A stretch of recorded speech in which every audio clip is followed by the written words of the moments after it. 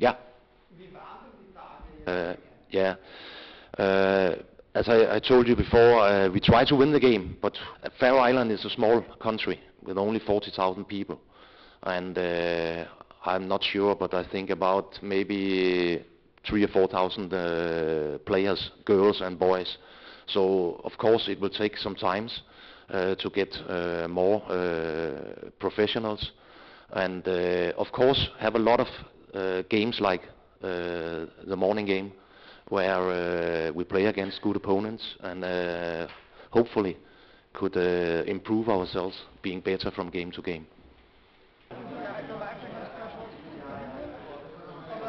We have 8 players who play outside the Faroe Islands, and the problem is that all of them except one is not playing weekly. They are sitting on the bench. So therefore I would say we are up against a very good opponent in Austria,